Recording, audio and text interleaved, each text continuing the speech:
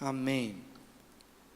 Eu quero lhe convidar a abrir o texto bíblico de Hebreus, capítulo 3, versículos 10 e 11.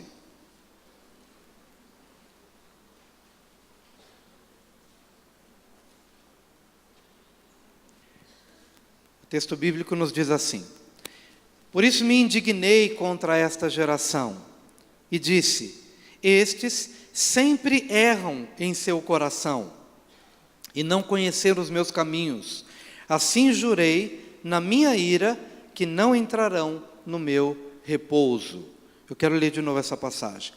Por isso me indignei contra esta geração, e disse: Estes sempre erram em seu coração, e não conheceram os meus caminhos. Assim jurei na minha ira, que não entrarão no meu repouso. Amém. Queridos, o título da ministração dessa manhã é repouso. Quero falar sobre repouso, porque esses dois versículos combinam exatamente com essa palavra. Assim jurei na minha ira, que não entrarão no meu repouso. Então diga repouso. Deus quer nos levar ao repouso, Deus quer nos levar ao descanso. Para esse povo, para quem o autor de Hebreus está, ou de quem o autor de Hebreus está falando, ele está falando do povo de Israel, que tinha saído do Egito, passou por 40 anos no deserto e entraria na terra prometida. Para aquele povo, daquele contexto, o repouso seria aquela terra prometida. No entanto, para nós é muito mais do que uma terra física, geográfica. Esse repouso para nós que estamos caminhando, labutando todos os dias, ano após ano, nós aguardamos o nosso repouso celestial, quando tudo aqui terminar e tudo aqui findar, e estaremos com o Senhor no repouso eterno.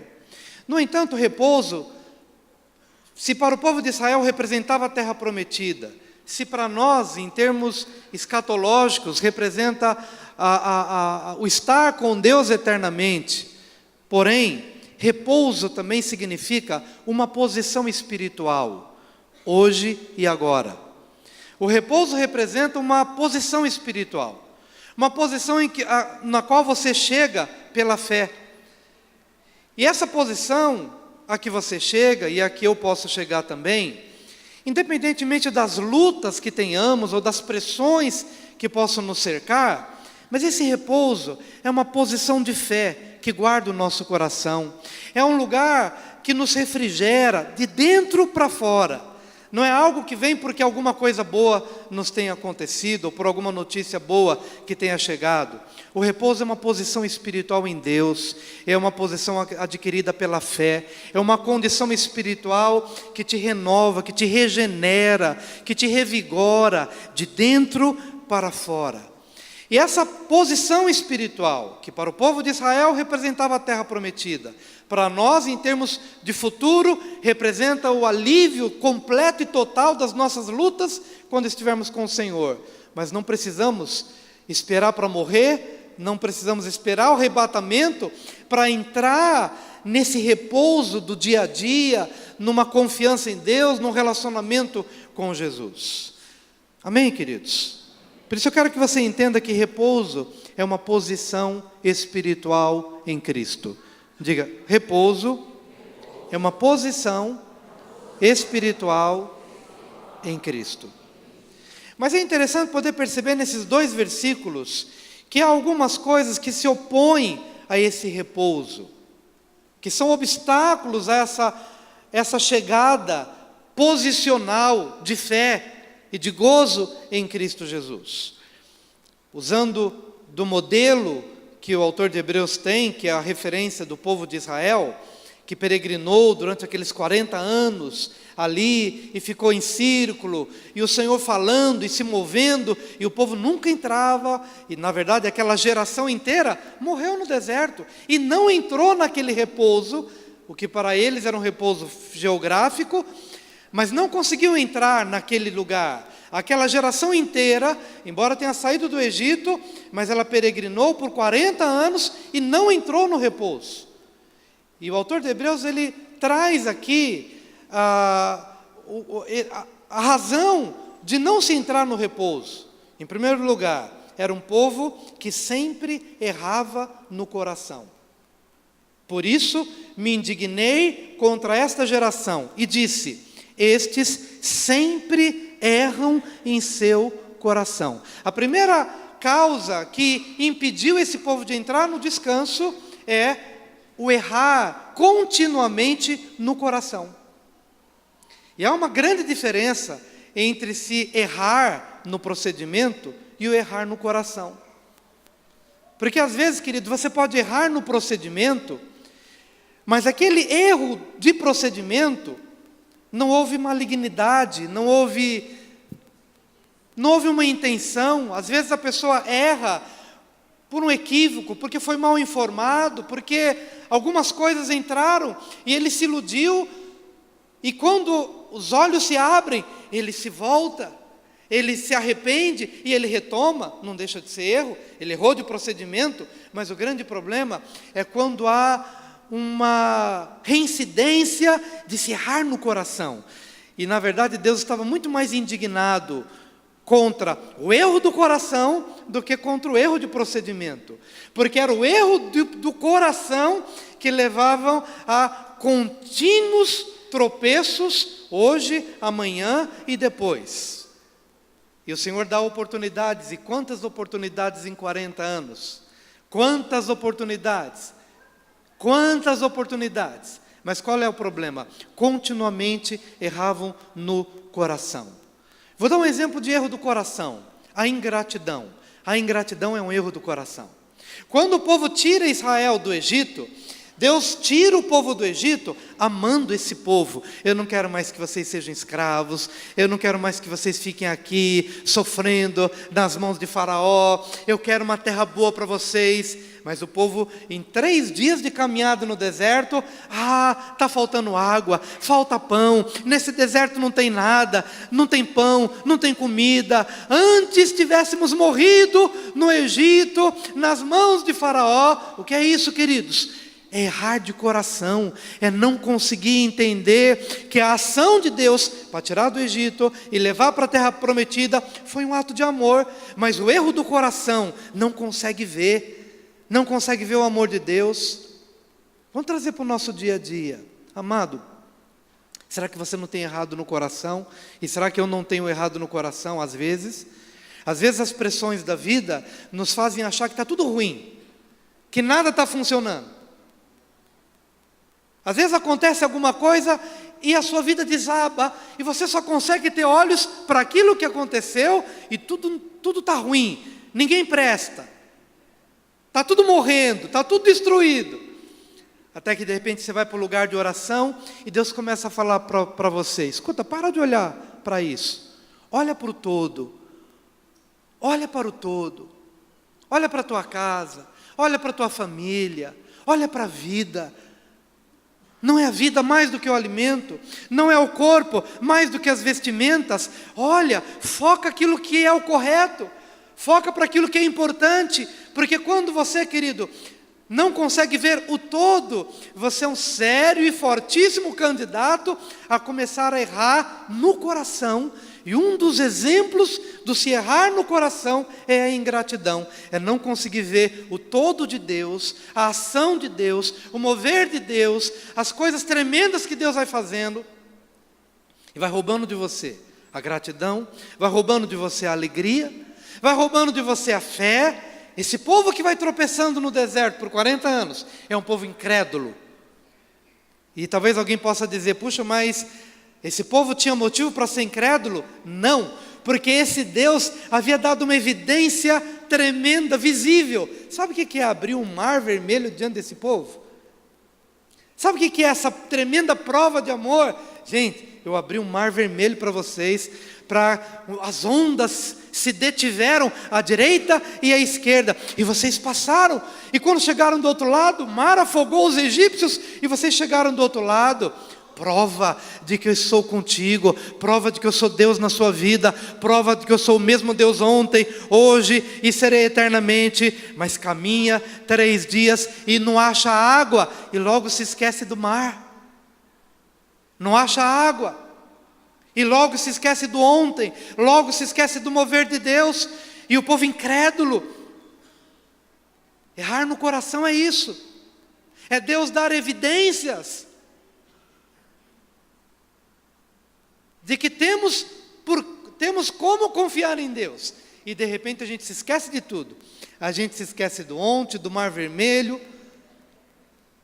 As águas de Mara se tornam doces e eles conseguem beber. Caminha mais um pouquinho, não tem mais água de novo.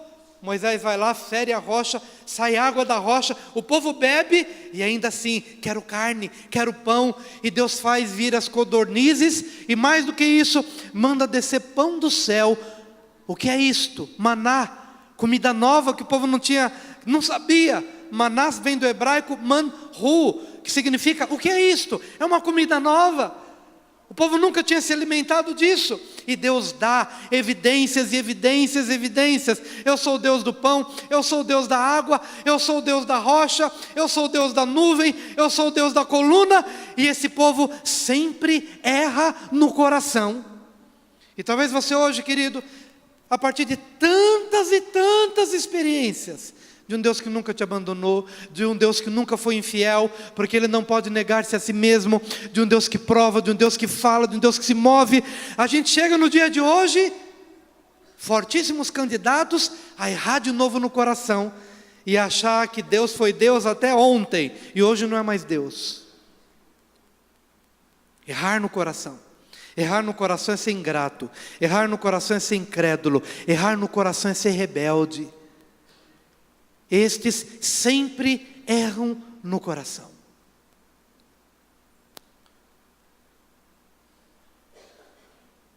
Sempre erram no coração.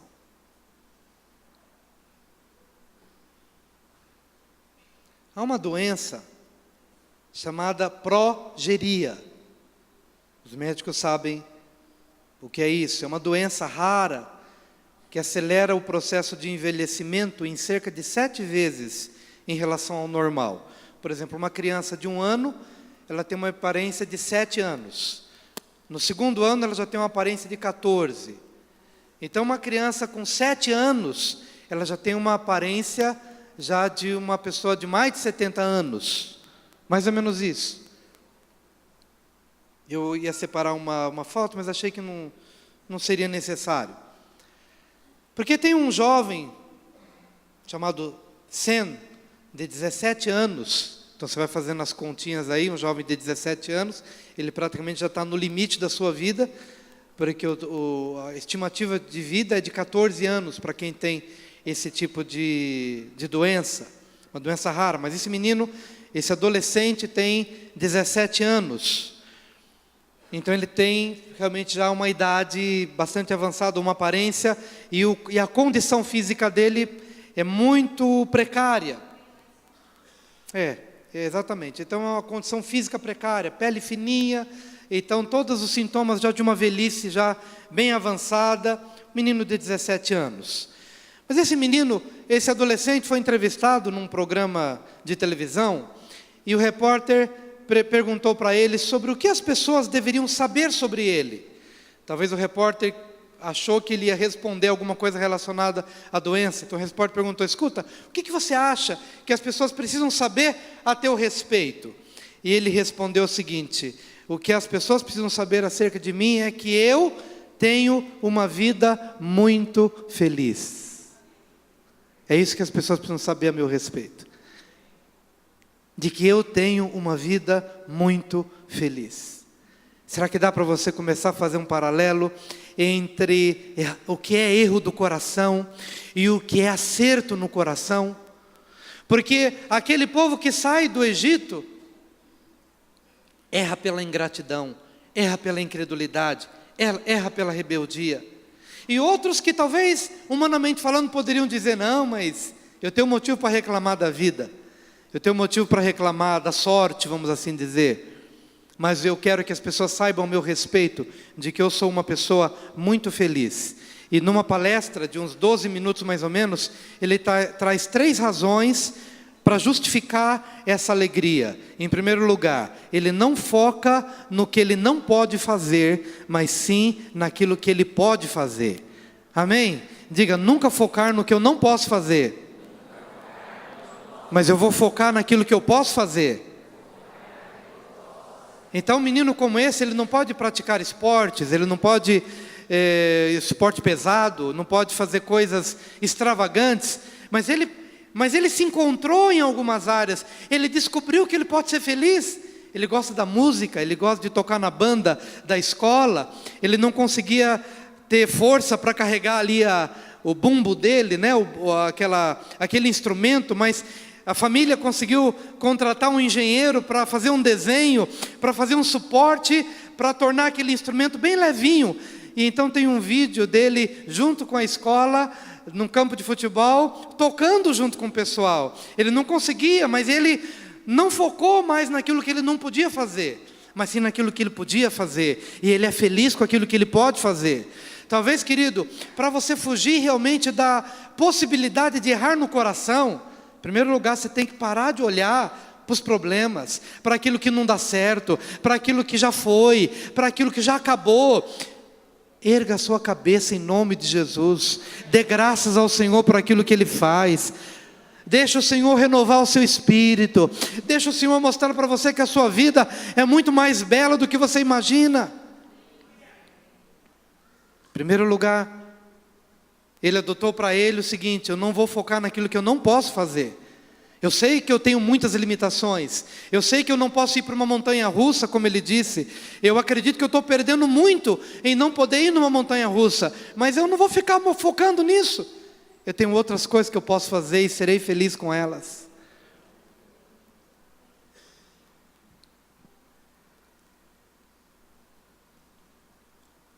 Em segundo lugar, que ele adotou para ele, cercar-se de pessoas de alta qualidade.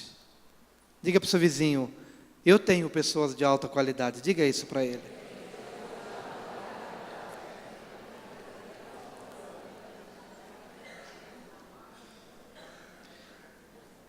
Meu cunhado, pastor também, pastor Isaac, de vez em quando ele me liga, ou ele me escreve, e ele diz: Wilson, que alegria conversar com você, porque você é o meu único amigo. Ele fala: você é meu único amigo. Talvez esse menino, ele não seja o popular da classe, nunca vai ser o primeiro a ser escolhido para jogar futebol, talvez seja o último, nunca será escolhido. Mas ele identificou que a gente boa, que a família dele é gente boa, e que ele tem alguns poucos amigos, talvez 3 ou 4, mas são amigos de toda hora, amigos para todo instante. Cercar-se de pessoas de boa qualidade, cercar-se de pessoas que o amam, que te compreendam, que não vai apontar o dedo acusador, mas que vai dizer aquilo que você precisa ouvir, e que talvez você não ouviria de ninguém, mas vai ouvir desse teu amigo. Cercar-se de pessoas fiéis, cercar-se de amigos verdadeiros. Eu acredito que essas coisas vão ajudando a gente a guardar o nosso coração. Em terceiro lugar, ele adotou para ele nunca olhar para trás, sempre olhar para frente. Qual foi o problema do povo de Israel? Que sempre errava no coração. Nos 40 anos, que saudade da comida do Egito, dos melões, dos pepinos, da carne. Era escravo, mas eu comia na mão de Faraó. 40 anos e nunca conseguiu olhar para a terra. 40 anos olhando para o Egito. 40 anos olhando para o passado, vivendo de passado. E esse menino, talvez já no limiar entre a vida e a morte, está olhando para frente. Não ficou se lamentando, dizendo: por que meu pai é normal? Por que a minha mãe é normal? Por que meus irmãos são normais? E eu sou desse jeito? Olhando para trás. Não, olhar para frente. Olhar para o que eu posso fazer, olhar para o que eu posso realizar, olhar para o curso que eu posso fazer, olhar para os livros que eu ainda posso ler, olhar para as pessoas a quem eu posso ainda abençoar, olhar para frente. Olhar para frente. Olhar para frente. É possível que alguns aqui se vejam já no final de carreira. Não porque você tenha idade para estar no final de carreira. Você pode ser até uma pessoa jovem, mas já com um espírito velho, sem condições de olhar para frente. Sem condições de olhar para frente. Primeira causa que fez com que o povo errasse no seu coração. Primeira coisa que fez com que o povo não entrasse no repouso. No repouso. Entendendo que repouso é uma posição espiritual em Cristo. Primeira causa que impediu este povo de entrar no repouso. Sempre erram no coração. A ingratidão, a incredulidade, a rebeldia, a murmuração, a dificuldade de renovar a linguagem, de renovar as palavras. Errar no coração. Primeira causa.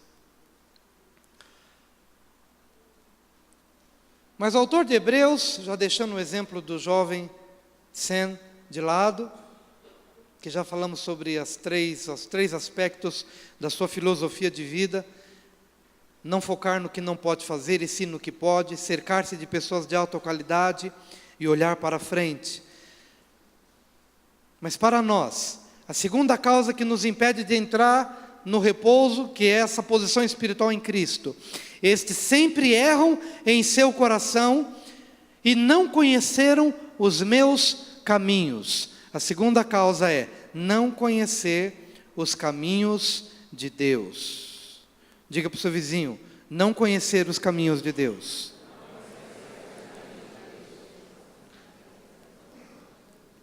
Põe a mão no teu coração, querido, e diga para você mesmo, eu quero conhecer os caminhos de Deus.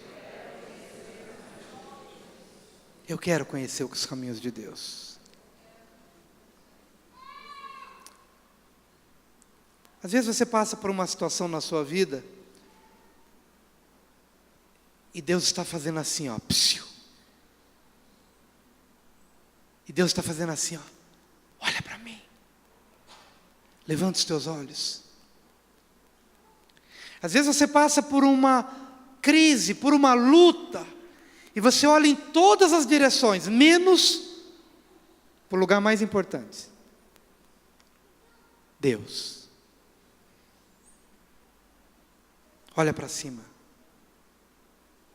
Não conheceram os meus caminhos. Por quê? Porque sempre estavam olhando para o pão, sempre estavam olhando para as codornizes, sempre estavam olhando para a água que não tinha, para o pão que faltava, para a ausência de um teto. Estavam sempre olhando para Moisés. Moisés, você é o culpado. Arão, você é o culpado. E Deus fazendo assim, ó, psiu, olha para mim. Porque esse povo, primeiro, erra no coração. Em segundo lugar, não conhece os meus caminhos. E a gente fica se perguntando, quais são os teus caminhos? Está claro em Deuteronômio 8, versículos 2 e 3. Deuteronômio 8, versículos 2 e 3. Deuteronômio 8, 2 e 3 diz assim, está aqui no telão, você pode acompanhar aqui se você quiser. Deuteronômio 8, versículos 2 e 3. E te lembrarás, olha só o que a Bíblia diz. Pode olhar aqui no telão, fica até mais fácil, para você não perder nenhuma palavra. E te lembrarás de todo o caminho pelo qual o Senhor teu Deus te guiou no deserto, estes 40 anos. Para quê? Para te humilhar e te provar, para saber o que estava no teu coração, se guardarias os seus mandamentos ou não.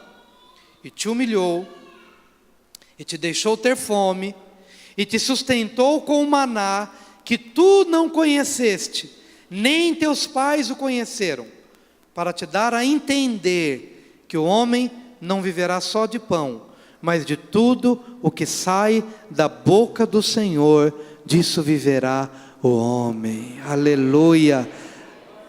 Vamos aplaudir o Senhor pelos caminhos perfeitos dele.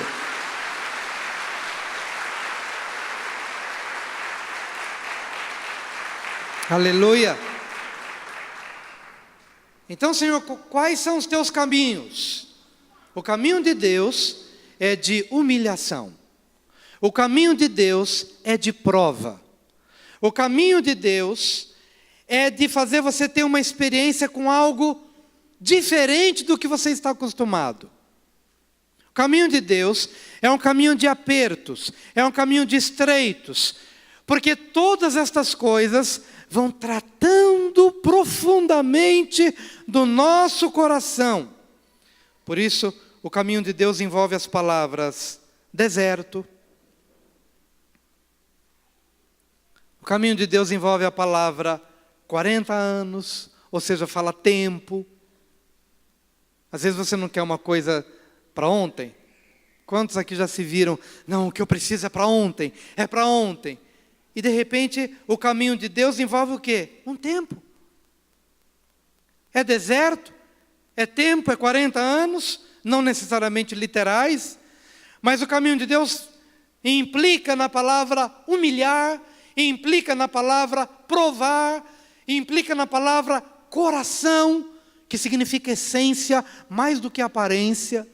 Então Deus lida com o invisível, Deus lida com o coração, com a essência da tua vida. O caminho de Deus não lida com a aparência, com as questões externas, Ele lida com o íntimo do coração. Porque o nosso erro está no coração. Ora, já não anunciamos que a ingratidão é do coração, que a incredulidade é do coração, que a rebeldia é do coração, e o que lida, o que trata a incredulidade, o que trata a rebeldia, o que trata a ingratidão? Humilhar, provar, fazer esperar, fazer depender. Não conhecer os meus caminhos. Às vezes você pode estar talvez na maior crise da sua vida e não consegue perceber que essa maior crise, quem provocou na sua vida foi Deus. Foi Deus. E só Ele pode te tirar dessa crise. Só Ele. Porque é só Deus quem nos tira do deserto. Só Deus. E para Deus não é difícil nos tirar do deserto. Mas foi Deus. Então, enquanto você não volta para Ele, você continua hoje, amanhã, e erra de novo no coração, e erra de novo no coração, e erra de novo no coração, e erra de novo, porque você não conhece os caminhos de Deus. Porque você não o percebe, porque você não o discerne, porque você não o vê. Por detrás de cada cortina escura que se manifesta na sua vida. E aí quando as coisas não acontecem na nossa vida, a gente se revolta, igualzinho o povo, a gente se revolta com todo mundo. A gente se revolta com o diretor da empresa, a gente se revolta com o marido, a gente se revolta com a esposa, com filhos, com a economia do país, com a Dilma, e a gente aponta em todas as direções. Mas a gente erra no coração, por não conhecer os caminhos de Deus. Não conhece os caminhos de Deus. Queria muito, querido, que a ministração dessa manhã, bem como de todas, que são sempre ministradas aqui por nós ou por outras pessoas, mas caísse no seu coração e mudasse efetivamente a sua postura espiritual, tanto em relação a Deus, quanto em relação às pessoas. Que efetivamente você possa convergir para dentro de você mesmo, num encontro com Deus, no teu coração. E ter um bate-papo muito íntimo e muito especial com Deus, sem mais nenhuma árvore atrás da qual você vai se esconder. E sem mais nenhuma Eva para jogar culpa nela. Como Adão, que se escondeu atrás de Eva e atrás das árvores. Que você possa ter um encontro com Deus. Cada pessoa aqui possa ter um encontro genuíno com Deus, no particular do seu coração.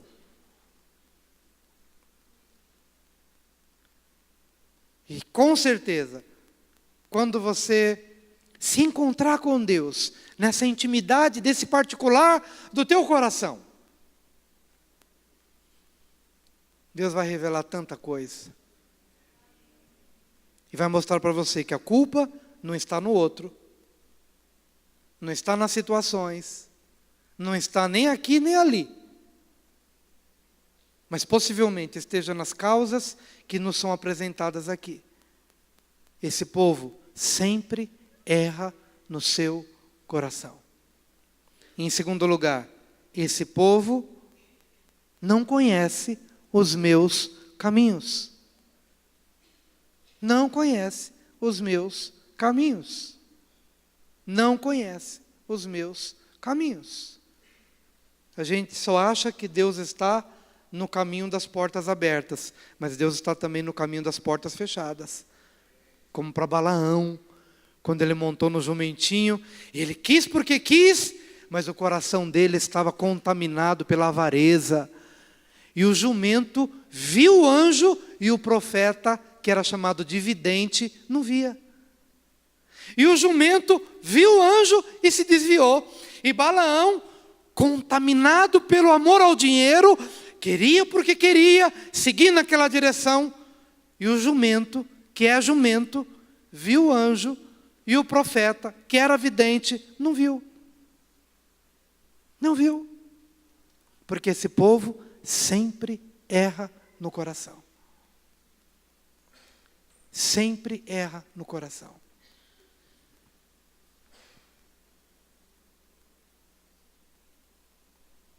Não conheceram os meus caminhos. E por último, assim jurei na minha ira, que não entrarão no meu repouso. Não entrarão no meu repouso. Amados, pessoas que vivem dessa forma, elas nunca descansam.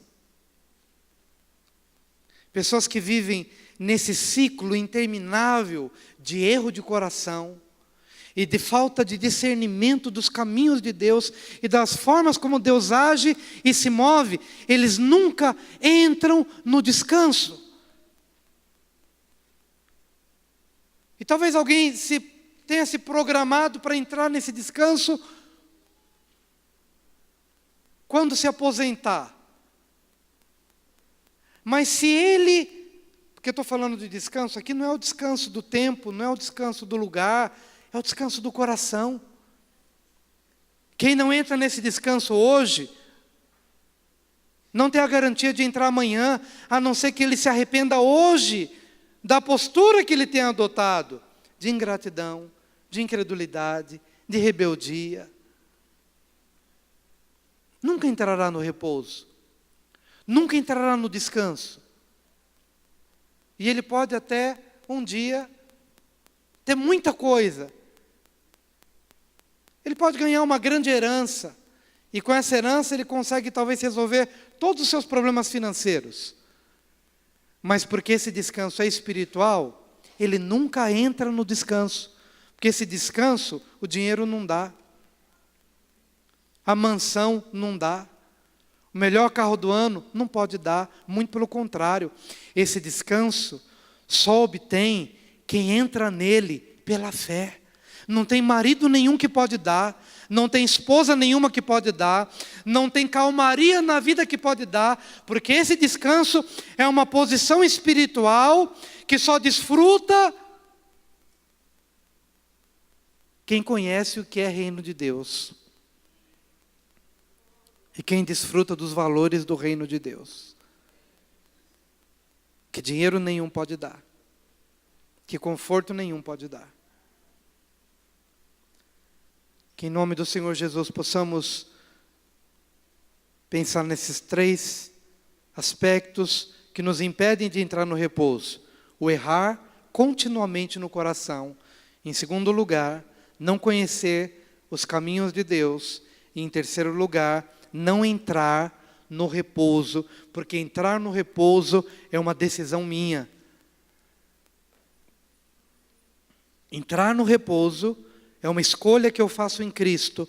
A partir de hoje, eu entrarei nesse descanso, e eu sei que a minha vida está nas mãos do Senhor, e eu vou experimentar desse descanso, não por mérito, não por merecimento, mas pela fé.